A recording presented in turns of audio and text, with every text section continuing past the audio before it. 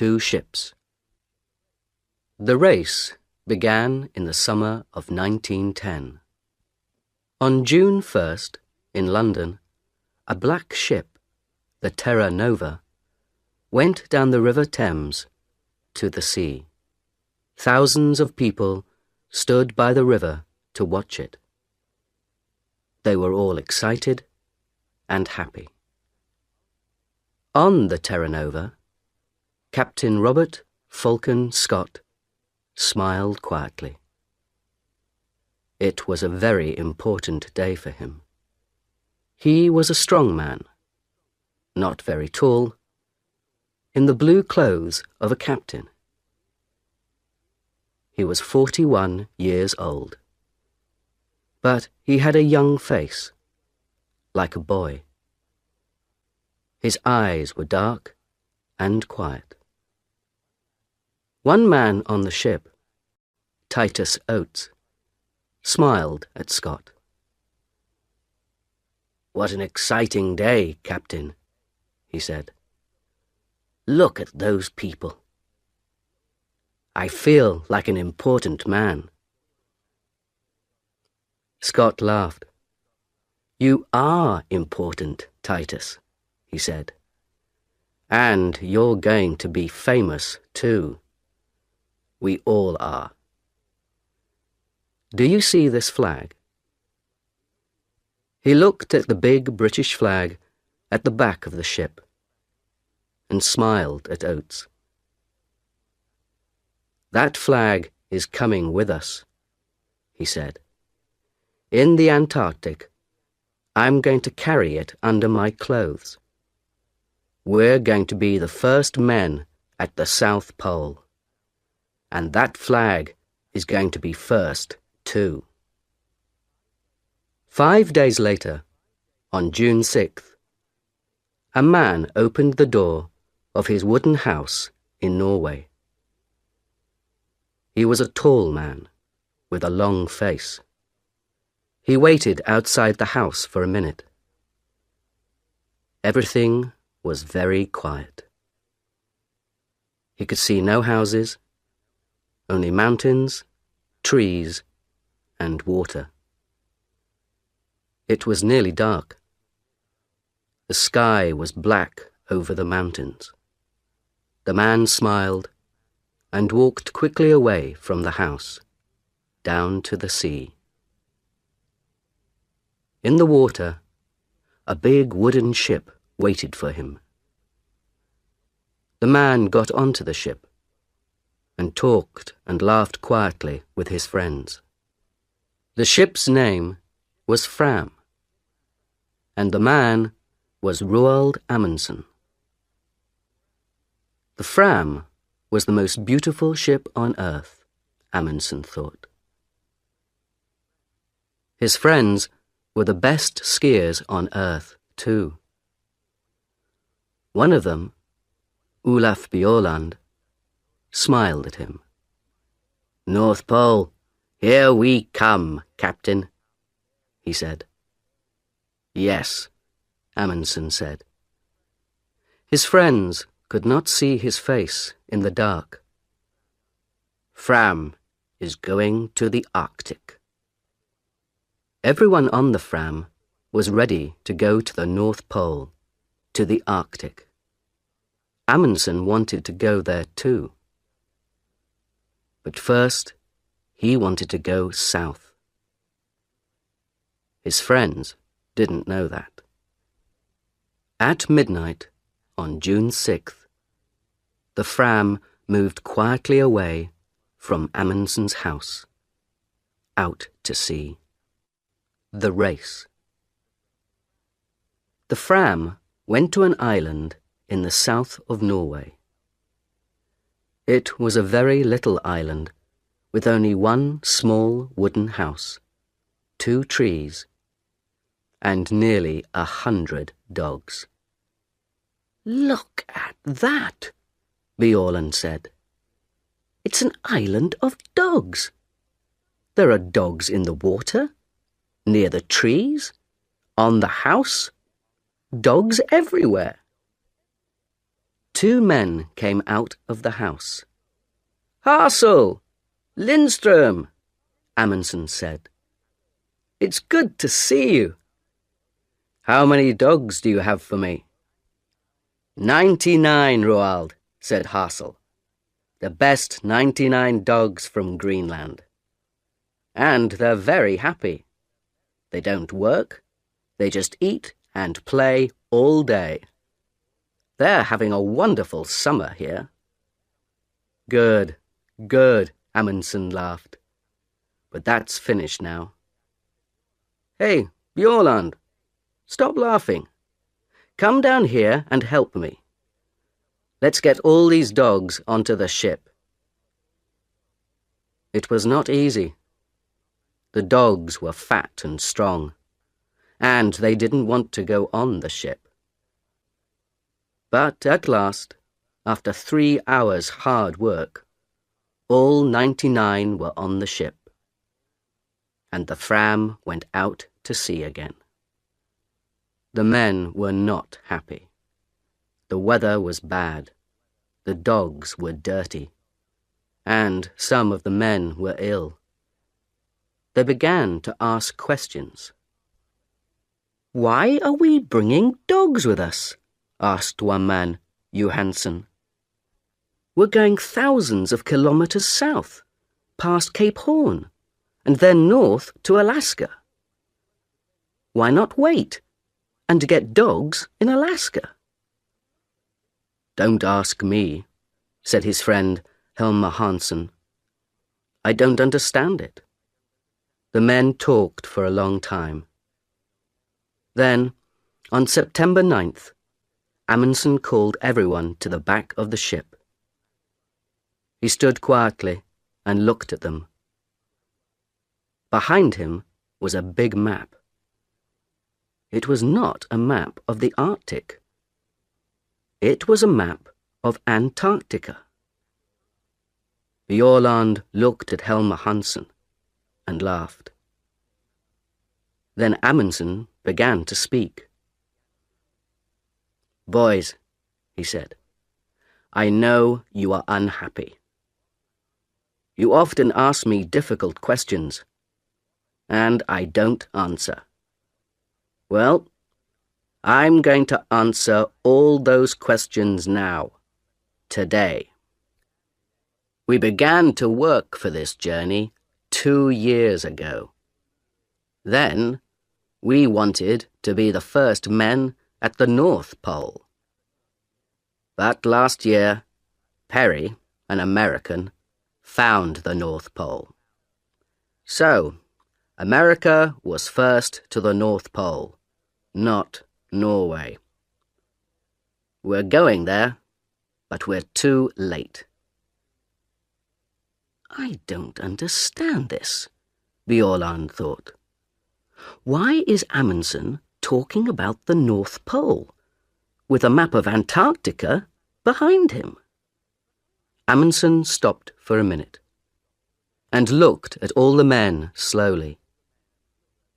No one said anything. "We have to go a long way south before we get to Alaska," he said. "Very near Antarctica, you know. And Captain Scott, the Englishman, is going to the South Pole this year. He wants to put his British flag there.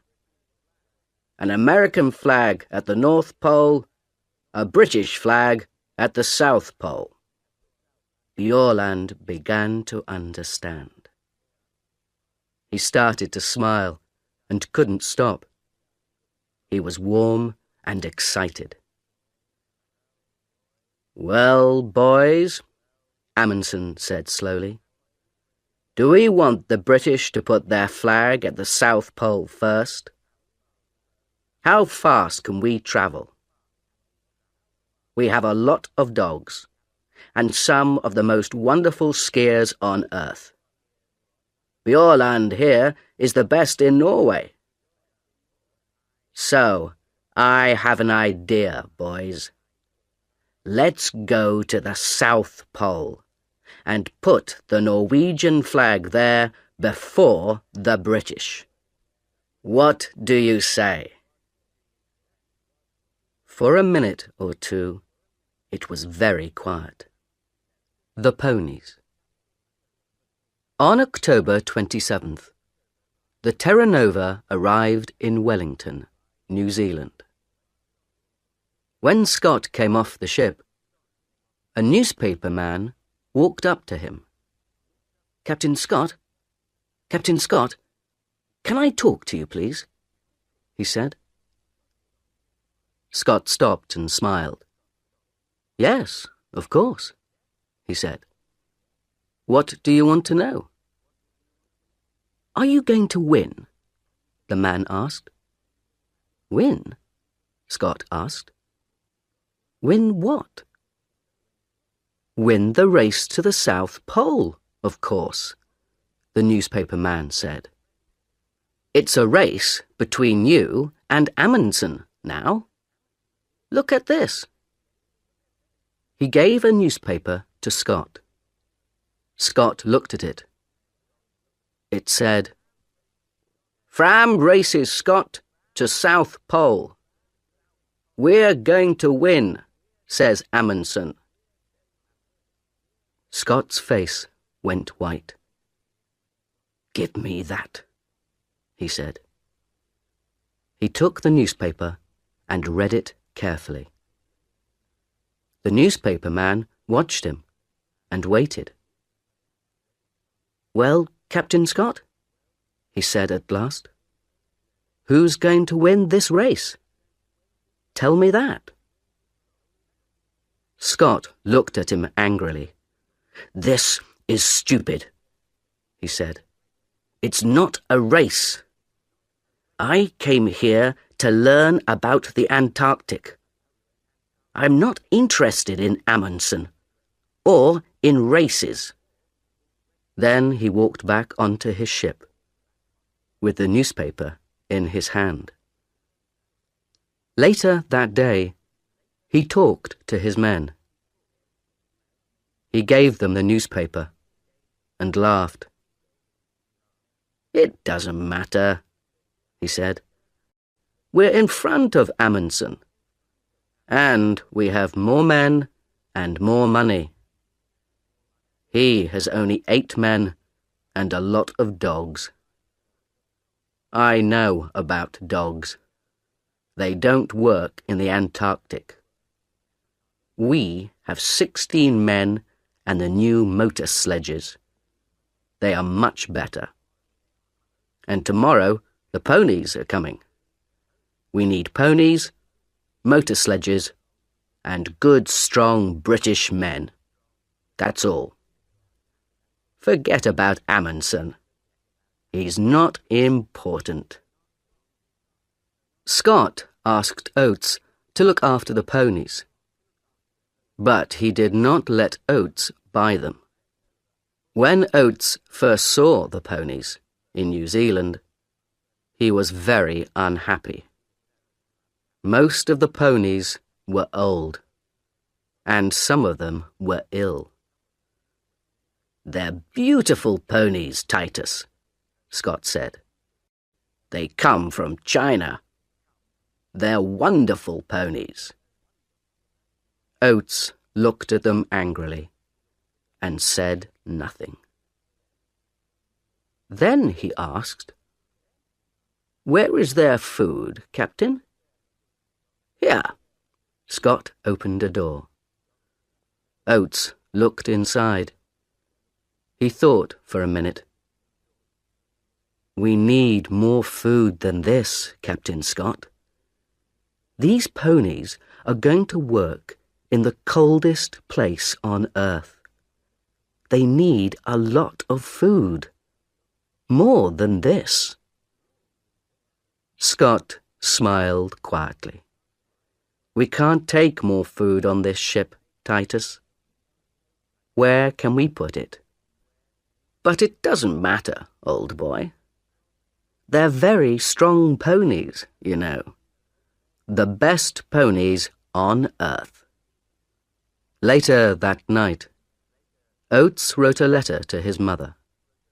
"There are 19 ponies on the Terra Nova now," he wrote. "All the ponies are in a small room at the front of the ship.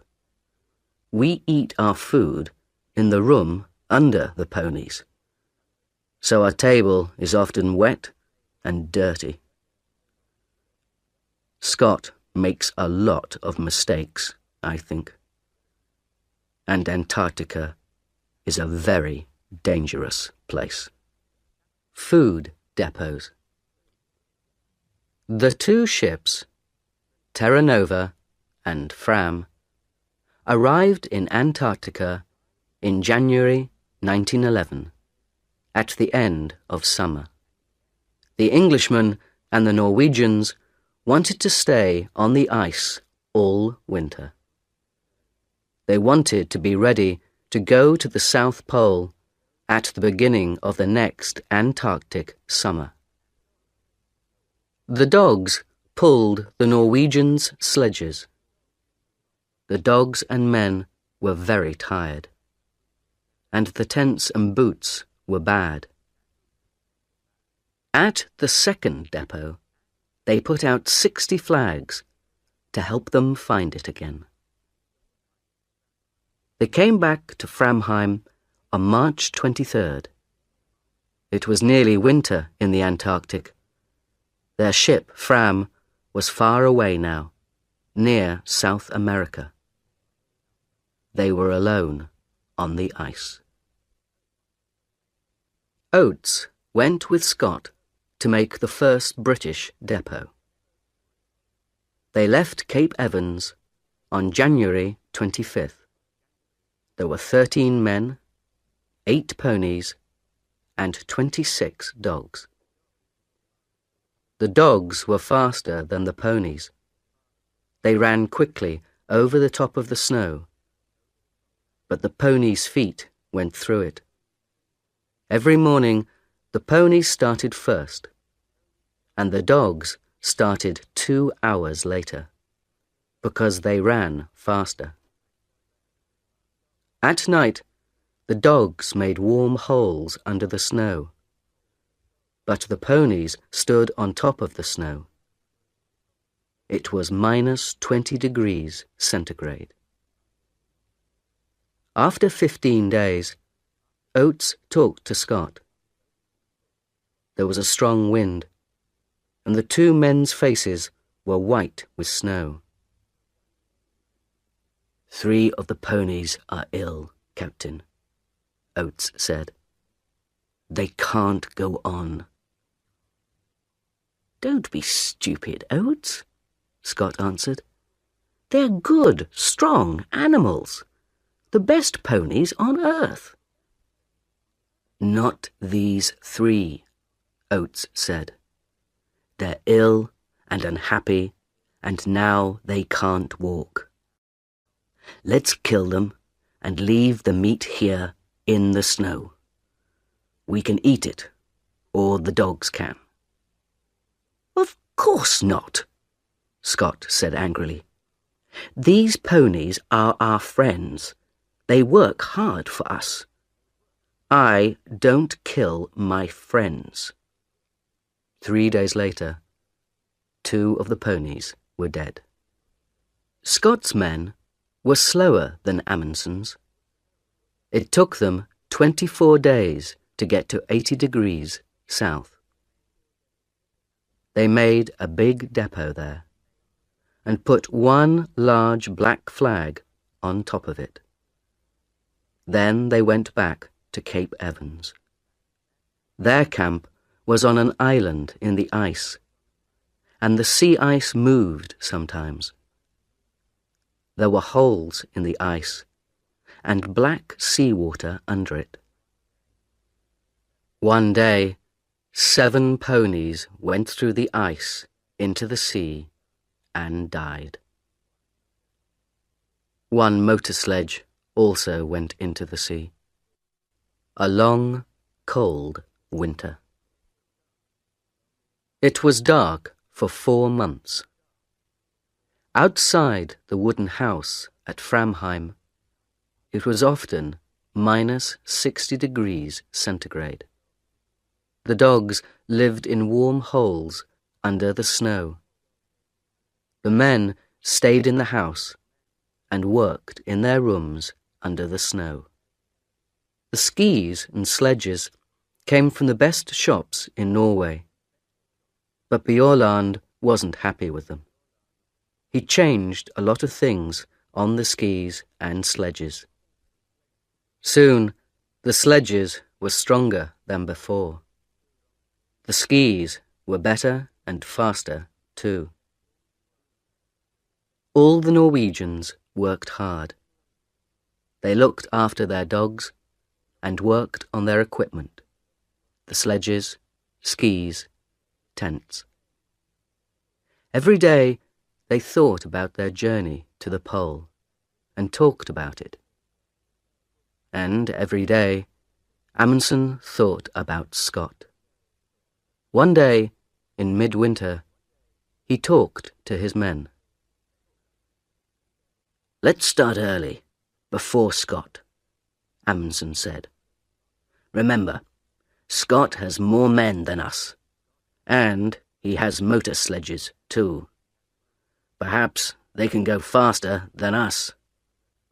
Bjaaland laughed. "Oh no, they can't go faster than me," he said. "On snow, nothing can go faster than a good man on skis." "We don't know," Amundsen said. "You're the best skier in Norway, but you get tired, and dogs get tired too. Motor sledges don't get tired. They can go all day and all night." Johansen laughed angrily. "That's stupid," he said. "Perhaps the motor sledges can go all night, but the Englishmen can't. The English can't win, Roald. They don't understand snow, but we do. And they're too slow." "Perhaps," Amundsen said, "but I want to win this race. So we're going to start early. Do you understand?"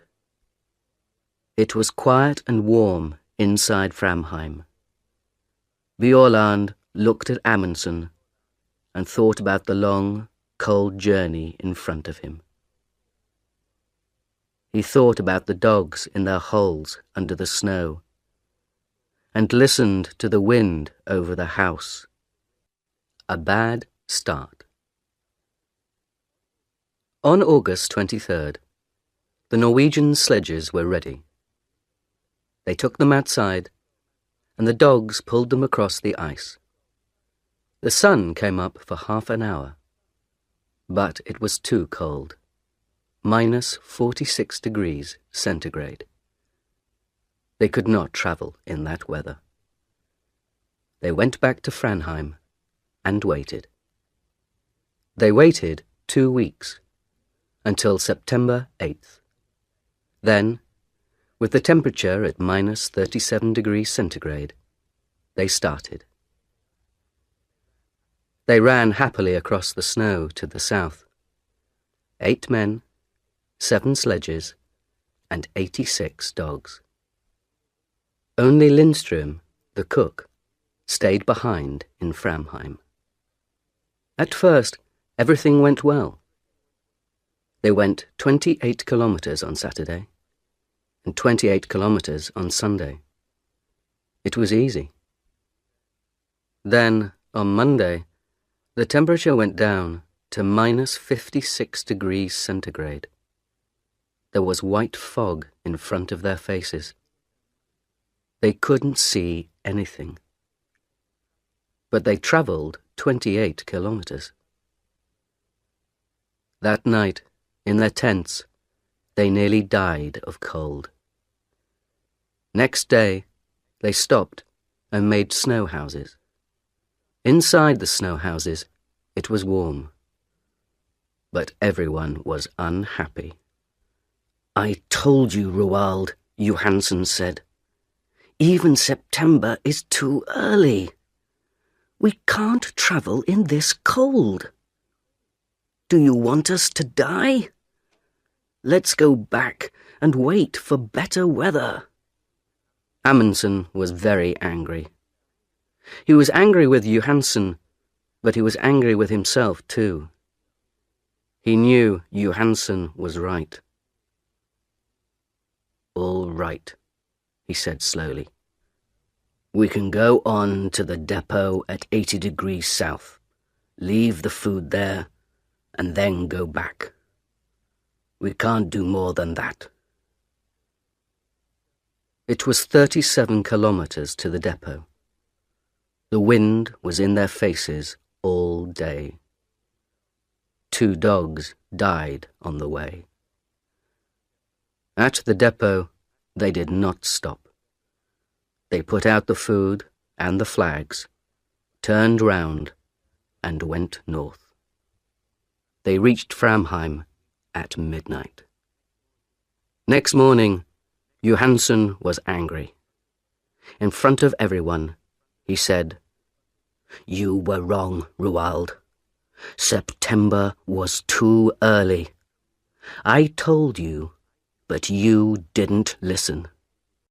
And then you left us alone, and we nearly died in the cold.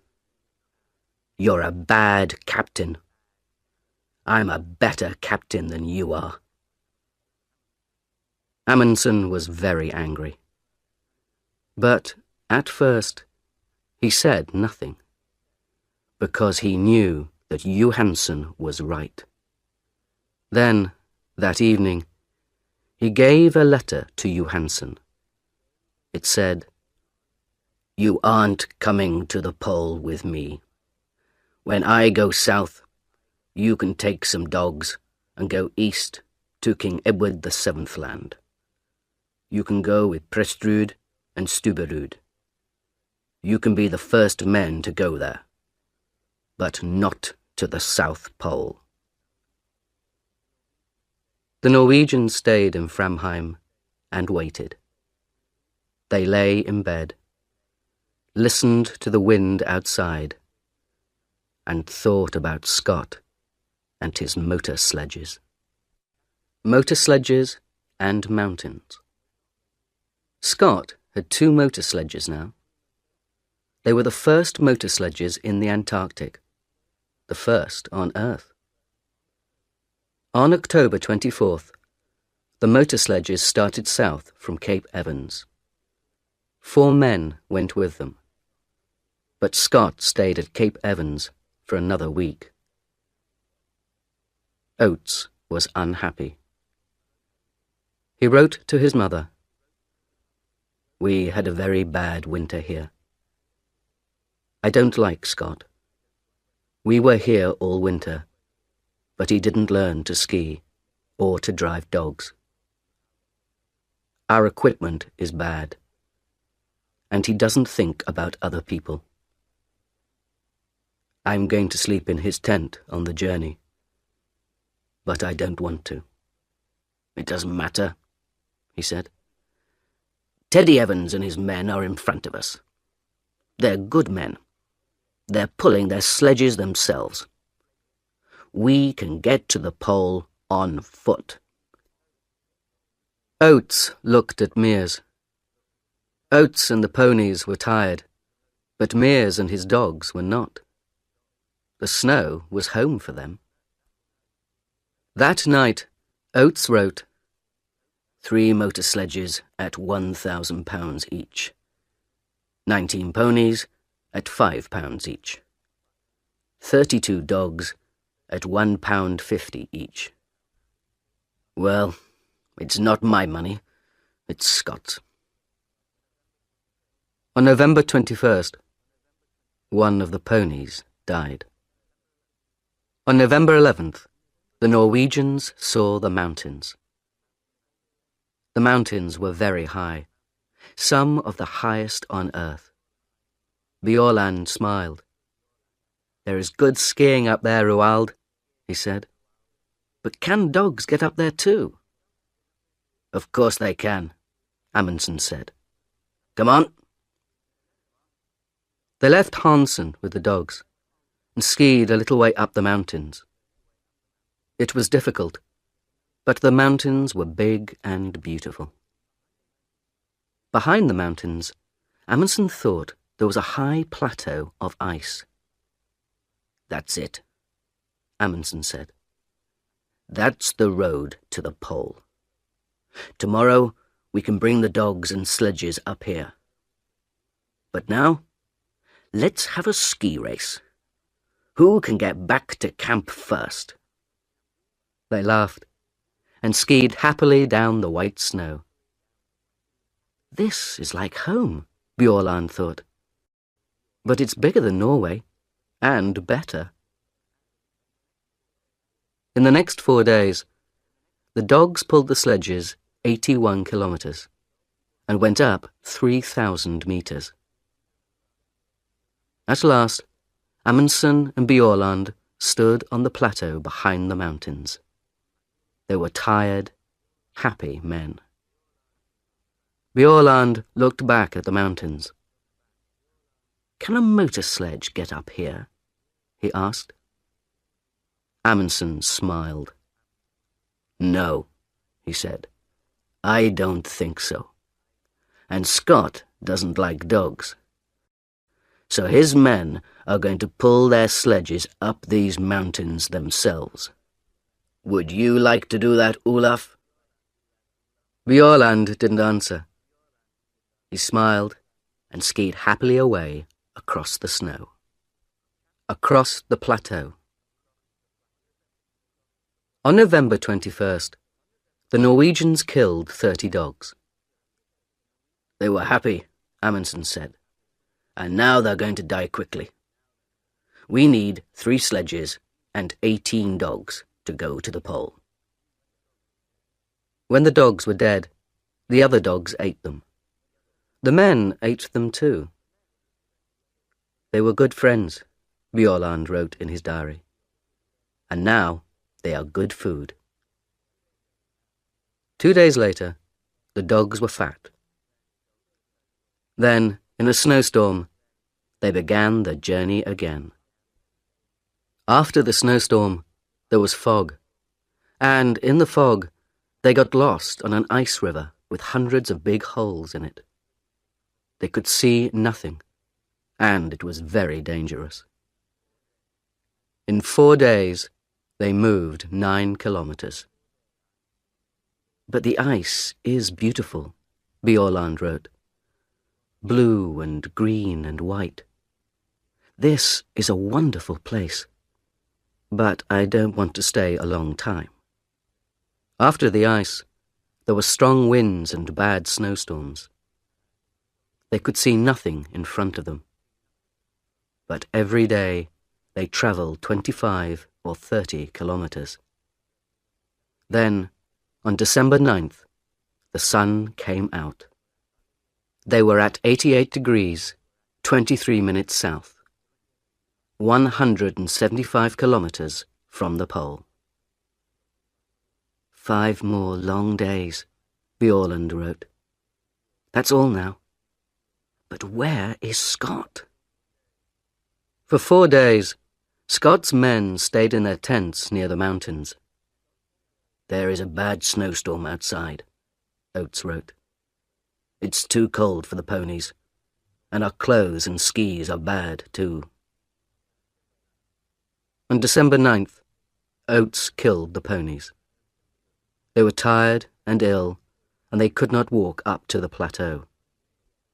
Scott, Oates, Wilson, and Edgar Evans had skis, but Bowers did not.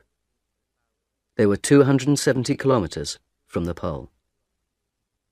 December 14th, 1911, was a warm, sunny day. 5 Norwegians skied over the beautiful white snow. It was very quiet. No one spoke. They were excited and happy. 6 more kilometers, Bjaaland thought. Is there a British flag? I can't see a flag, but... Look, Hassel said. What's that over there? Bjaaland left his sledge and skied quickly away over the snow. "What is it?" he thought. "Is it? No." "It's nothing," he called. "There's nothing there. Nothing." 3 kilometers. 2. "Roald," Hansen called to Amundsen. "Go in front of me, please. It helps my dogs." That's not true, Bjaaland thought. His dogs are running well today. But Hansen wants Amundsen to be first.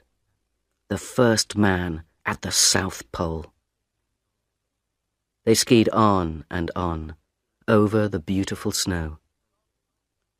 "Stop," Amundsen said. He waited quietly for his men. The end of the race. The Norwegians stayed 2 days at the pole. They left a tent there, with a Norwegian flag on it. Inside the tent, they left some food, a letter for the King of Norway, and a letter for Scott. They left some more black flags near the pole, and one 28 kilometers north. Then they skied away, back to the north. "It's a beautiful day," Bjaaland wrote. "The sun is warm, the snow is good. But the dogs run too quickly. I can't get in front of them." They found their depots easily. There were 10 between the pole and Framheim. Each depot had a lot of food. They laughed and skied quickly down the mountains. Often they skied 50 kilometers a day. On Friday, January 26th, 1912, they came back to Framheim. It was 4 o'clock in the morning. Inside the wooden house, Lindström, the cook, was asleep. Amundsen walked quietly to his bed. "Good morning, Lindström," he said. "Is our coffee ready?" The black flags waited at the pole. "What's that, Captain?" Bowers said. "Over there." "Where?" Scott asked. "What? Oh, my God." They all saw the small black flag in the snow, 2 kilometers in front of them.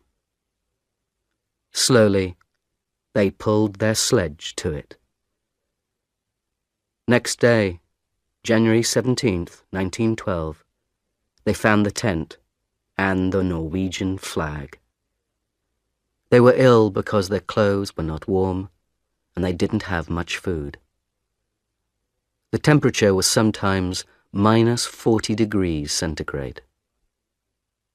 On March 7th, Scott looked at Oates's feet. They were big and black.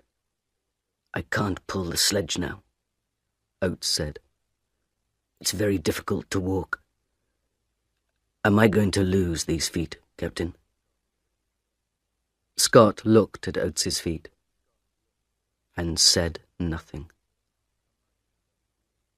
On March 9th, they found another depot, but there was not much food.